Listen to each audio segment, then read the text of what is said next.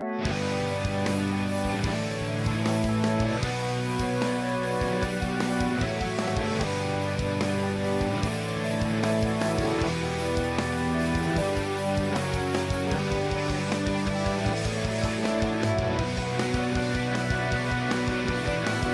what's going on, everybody? We're back with another beer review. It's the Erie Better Beer Bureau. I'm Dave. Mark. Pat. And Maury. Today we got one from Alesmith. This is their wine barrel aged Grand Cru. Weighs in at 10% alcohol. It's a Belgian style ale aged in American and French oak red wine barrels.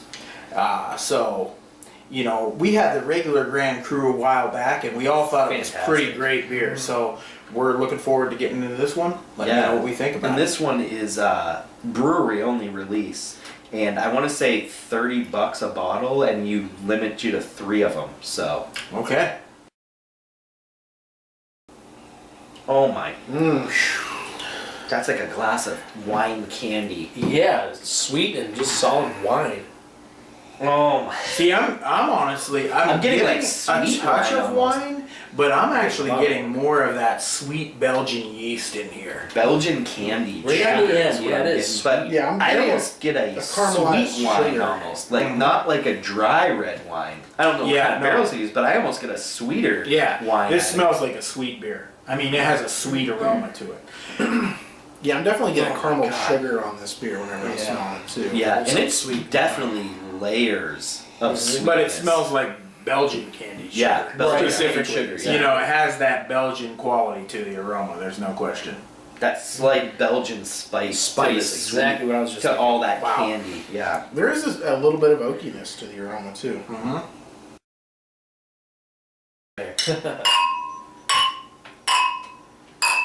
Cheers. Oh, nice. Wow. Tell you what. Wow. The Grand Cru itself on the front end, you taste the Grand Cru. On the back end though, the wine just takes over. Yeah, the wine barrels just take over your palate. And again, I'm not getting like a dry red wine. Not at all. I'm getting like a sweet red wine out of this one. Honestly, I don't know that I'm getting the wine as much as you guys. I'm getting wine. It's not overwhelming. I don't want to getting say that it's some not. wine characters. There is definitely some significant differences between this and the base beer. It's like drier. However, it's drier, and it's like it's more of a barrel character, I think, more than it is the wine. Wow. it adds a dryness to the finish, and then the wine comes out on the linger for me. Yeah, the more like on the linger after I've swallowed is when I get actual wine coming out. The more I drink of it, the more the wine is in the aftertaste of this beer. That's what I think. That's where it's really noticeable. It's so sugary sweet though. It has a nice carbonation to it, really. I like the carbonation on it. It's like a, your standard kind of Belgian type carbonation. Yeah. For me, it's that sweet and sugary is up front and even into the middle, but then that almost, I think the wine for me adds like a drying, like carbonated bite on the back end. Yeah. And then that kind of helps put a lid on the sweetness for me. Right. I get like, not even that Belgian candy is in there. Just like the aroma, but I'm almost getting like a caramel. That's the original base beer, that caramely taste. That still is in there too. All right, on the score on this, I'm going to give it a solid 4.25.